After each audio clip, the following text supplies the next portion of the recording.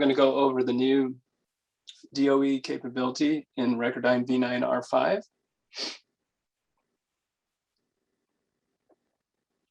And so some of the upfront advantages of this new DOE capability is that there have been some nice improvements to the user interface just to increase the usability of the DOE capability. And there have also been the addition of new established DOE sampling design methods that are newly available in this DOE capability. So what this will allow you to do is, as opposed to just being able to run a full factorial design, you can choose one of these other sampling methods that will then kind of choose a subset of trials to run that will be smaller, so you'll have less simulations, but you'll still be able to establish trends in the performance from the trial. And then there's also a new simulation manager feature that is included. This is a new capability where it will take a list of simulations and sort of queue them up, and then based on how many processors you have on your computer, it'll kick off multiple runs simultaneously, and then as soon as one of those simulations finishes, it'll get started with the next one. So this is a nice way to run through all your simulations as quickly as possible while maximizing your computing resources. And it also uses the standalone solver, so that makes it a little bit faster just because it's not having to open the RecurDyn GUI. And then it also frees up the RecurDyn modeler licenses for other people to work on their models while you're running all your simulations.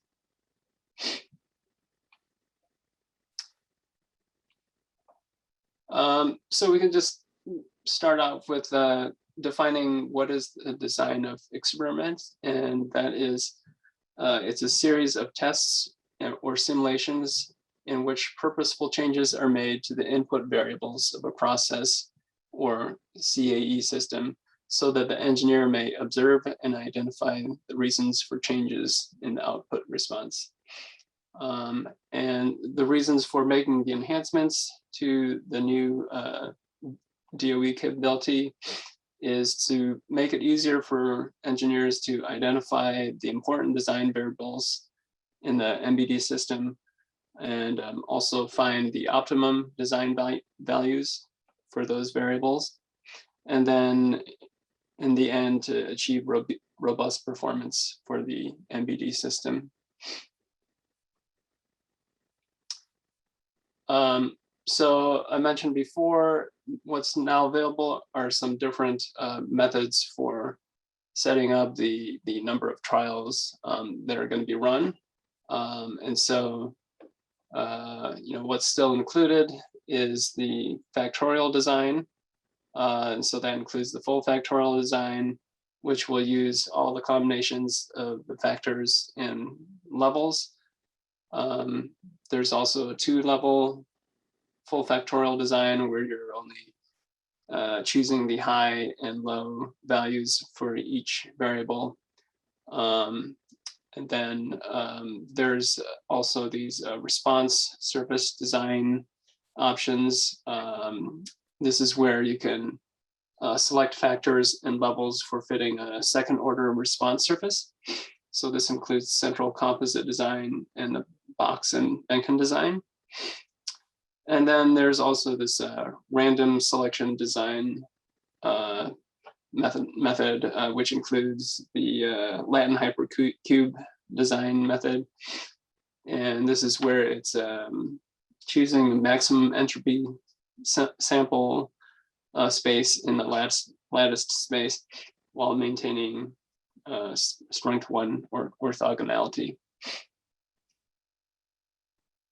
And so this is sort of a graphical representation of what I was just discussing as far as the different sampling methods. So here on the left, upper left, we've got the full factorial, where all the sample points are selected. And then this would be the 2-level full factorial, where only the corner points are selected. So you reduced your sample size by a fair amount. And then there's the Plackett-Berman, is where you're then choosing half of the corner points. And they're just the other methods each have their own sort of way of selecting the sample size. And so this is a fairly detailed workflow of the process that you would use when you're using RecurDyn DOE. But the graphical user interface will sort of guide you through those steps. So the first step would be to define your design variables, and then also define the performance indexes. The performance indexes is the measure measuring some type of simulation result, and then that's how you evaluate the performance of your system. So after you define those things, then you would confirm and update those design variables within the DOE dialog window. And then you select a DOE method to use and create a table containing the list of trials to run through. Then step 6 would be just to confirm the performance indexes in the DOE window. Step 7 would then be setting up the simulation parameters. And then at this point, you have the option to use the simulation manager here to run all your simulations. And so you would, if you use that option, you'd click on a certain button to open up the simulation manager, import all the RMD files that were exported in the previous step, and that would basically help the simulation manager know what simulations to run. And then there's some certain parameters for the simulation manager as far as number of cores that are available to use, and then you would go ahead and run the simulations within the simulation manager. And then after that, you would import those DOE results back into the DOE GUI, and then that's where you could review your results. You can look at the results in tabular format, or also create various plots to review the data. And then at that point, we're at step 9 here. If you choose, based on your results, if you want to refine your DOE and run a new design of experiment, then you could go back and refine your DOE and sort of repeat that, this last half of the steps. Okay, so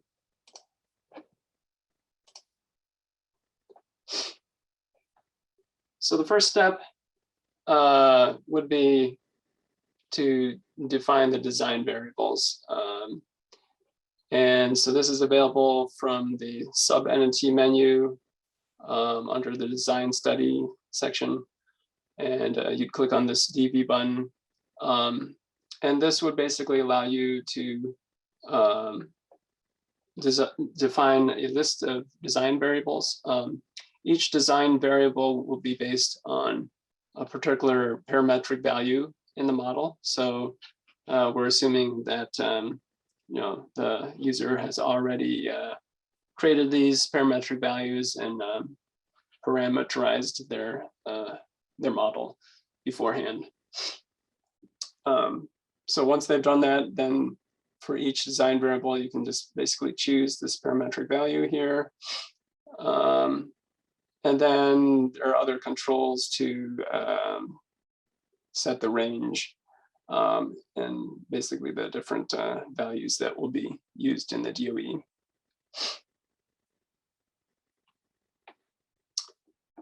Next is the definition of the performance indexes. That's also available from the sub-NNT ribbon menu, or the tab, I guess.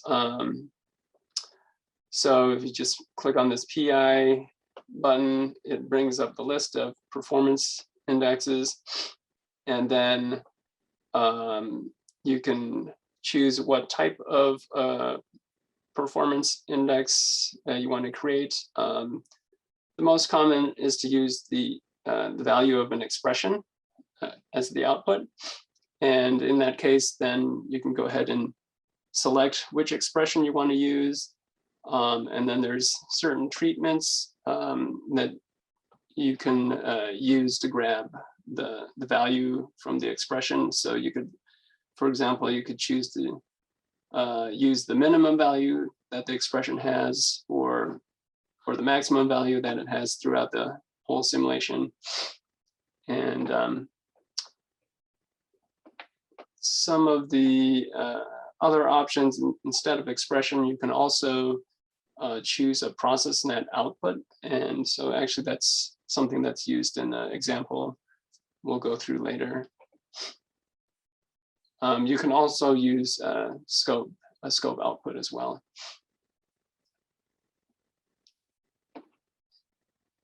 So once those things have been defined, then here's where you would open up the new DOE capability that's available under the analysis tab. And so once you bring up this window, it would bring up a list of your design variables that you're using. And so you can basically just use this to confirm the values that you're using, or you could actually go in and further update them at this point. If you click on these buttons here to bring up the tool, then you can further edit the upper and lower bounds, also the number of points, and that kind of thing.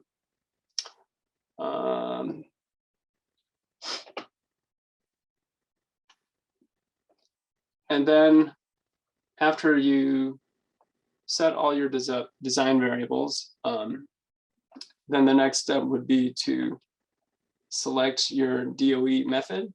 So this is where you'd select from this available list, such as a full factorial design, central composite design.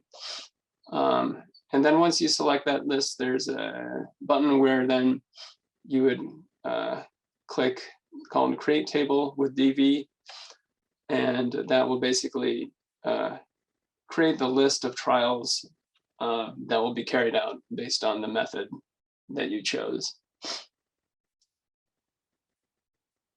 And then after you do that, actually you can further add or delete any trial that you want using these buttons on the right here. And then the next step would be to then click on the next tab, which would be the Performance Index tab. And this basically brings up the list of performance indexes that you've previously defined. This is more of a way just to check things over to make sure to confirm that they are what you want to use moving forward. And then you would click on the Simulation tab. And so this would bring you to the step of actually running the trials that you've set up. And so some of the settings here are kind of your basic dynamic kinematic simulation settings. And then some of these are a little bit more specific to the DOE simulations, where you have the option, if one of the simulation fails for any reason, you can set the performance indexes to whatever value you want, like -1 is the example shown here. And then what you would then do is you click on this R button here, which would sort of update and show you the number of trials that you're going to run once you click the simulate button. So once you click the simulate button, then it would basically just sequentially run through all of the trials in the RecurDyn window that you currently have open. So the other option is to then use the simulation manager instead to run your simulations. And so what you would do is you would click on this simulation manager button. And well, actually, first you would click on this export file button. That would look in these directories and then generate the RMD files for those particular simulations. And then you would click on the simulation manager button, which would then open up this window here. And then within this window, you can specify a path to the RecurDyn standalone solver, and also sort of the base folder containing the models that you're running. So once that is all set up the way you like it, then you would click on the start simulation buttons, and again, it would, as shown here, it's running a couple of simulations at the same time. And also there's a setting here for the number of concurrent runs. So this will be based on your licensing, and also the number of cores that are available on your computer. You would want to set this value based on that.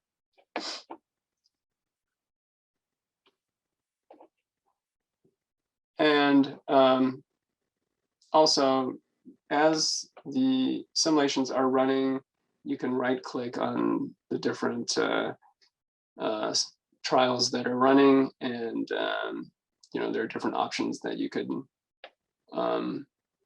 do for each of those.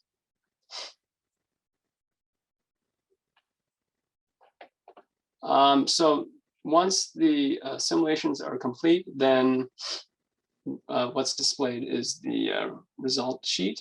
If you click on the result sheet tab. And so this is basically where the user can review all the results. They're displayed in the table format here, where it lists all the design variables and the combinations of values that it's using. And it also lists the performance index results. There are also some buttons here where you can choose one of these trials, and you can enter the number here. And then if you click on update current model or create new model, that will basically update or create a new model with all the design variables set to whatever trial you chose.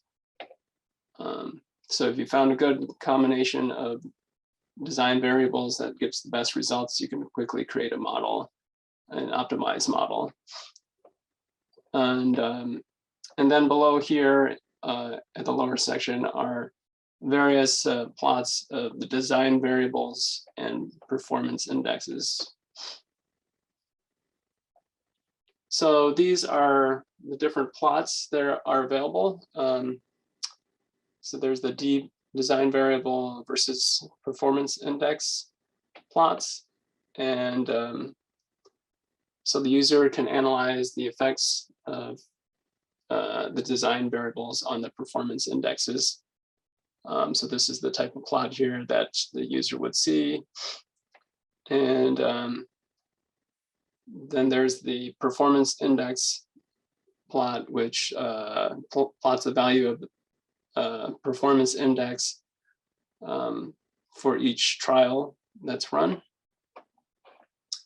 And then there's the PI plots here, where you can plot the relationship between different performance indexes. And so this helps to use, this helps the user to detect certain relationships between the performance indexes, such as any proportional relationship or inversely proportional, or you could just have some type of scatter relationship where you need to sort of select the best design from a certain area of the plot.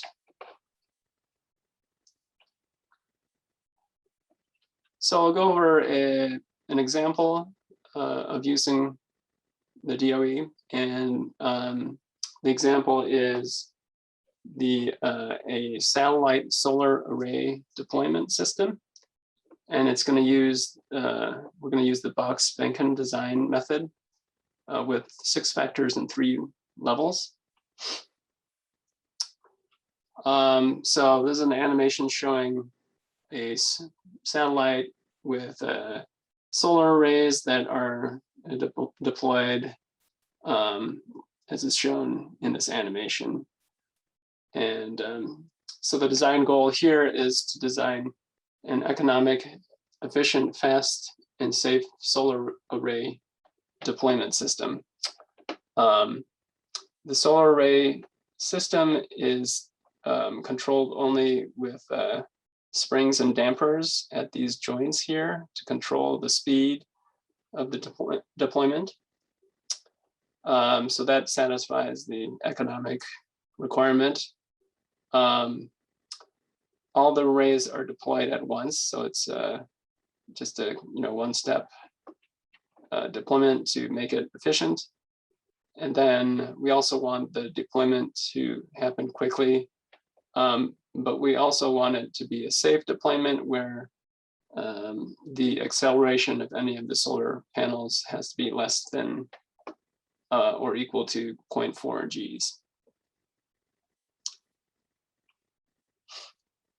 The satellite model is shown here, where in the stowed position, you can see that the panels are connected with joints, revolute joints, and then also springs and dampers at each joint.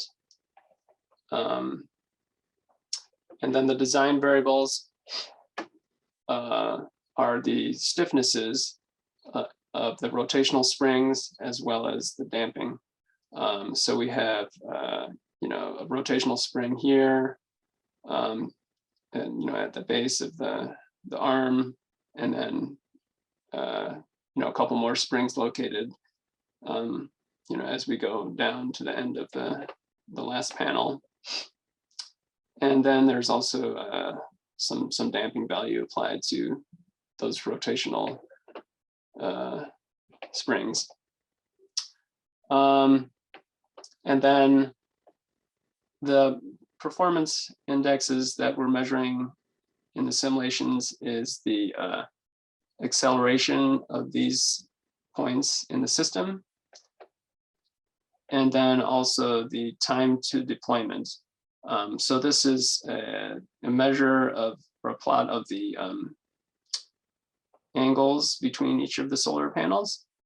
And then what RecurDyn is going to do is it's going to look for the last point, the last non-zero point So after that point, when all the angles are 0, then the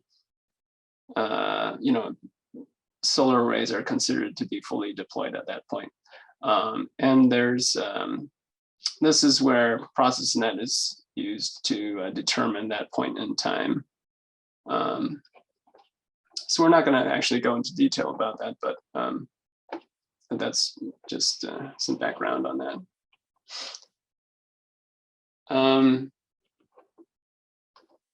All right, so in this example,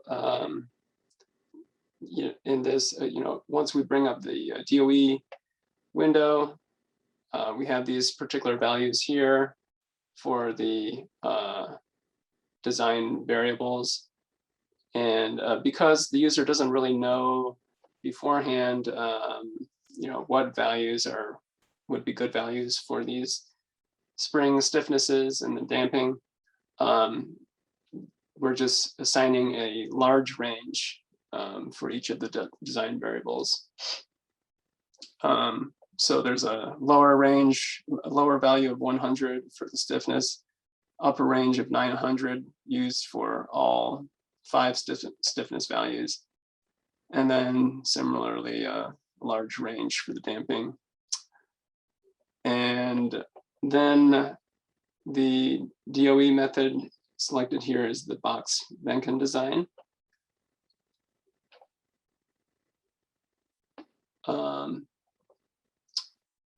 And then in the next tab, this is basically, confirmation that the performance indexes are what the user wants them to be. In this case, we have the first performance index is the settling time difference between each panel. I think that's something that's intended to be minimized. There's also the settling time of the entire solar array and the acceleration between each panel. So all of these things in this case are performance indexes that we want to have low values for.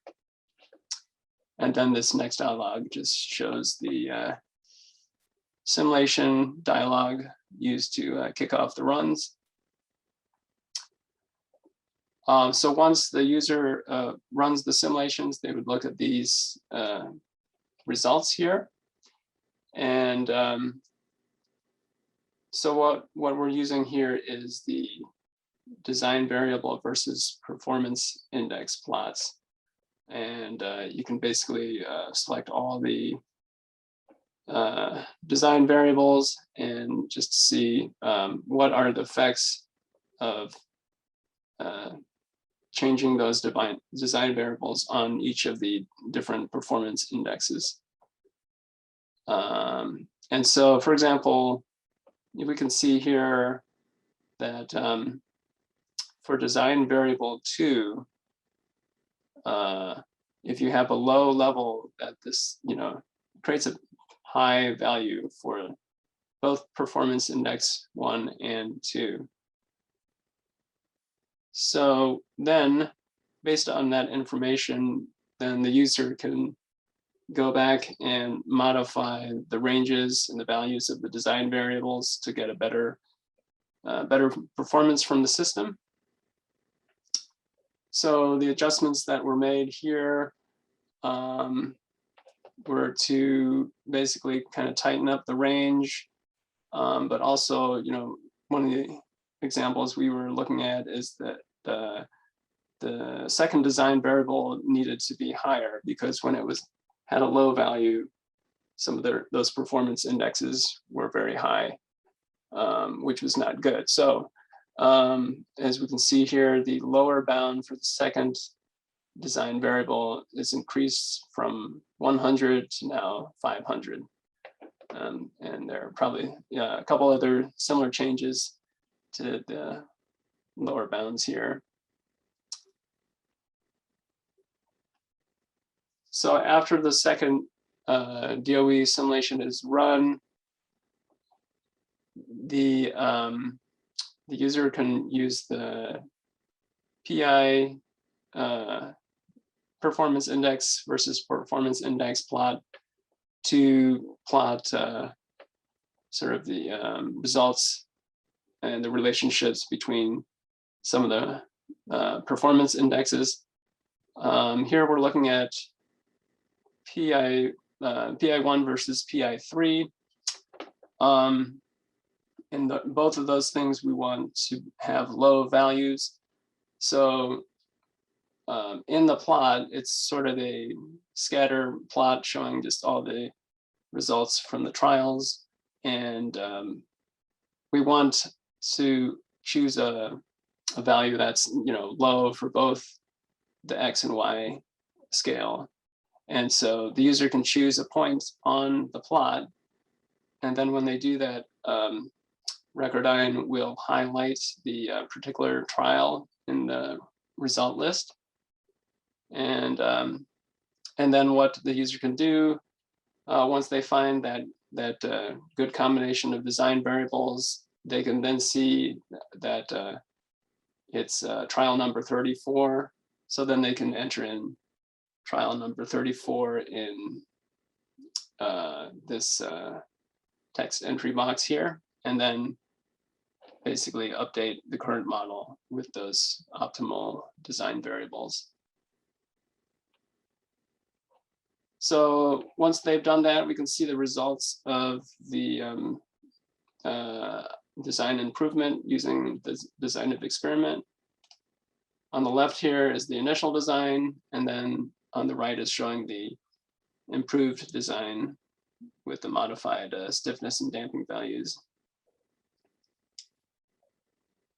So we can see the deployment is much faster after making those changes. And yeah, so that is the main improvement there.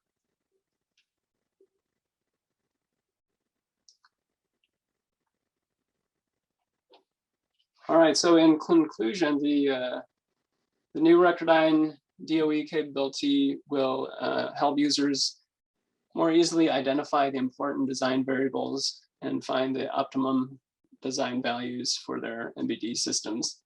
There are also various file export options throughout the process where the user can export the simulation results in a form that can be used for other data analysis processing outside of RecurDyn.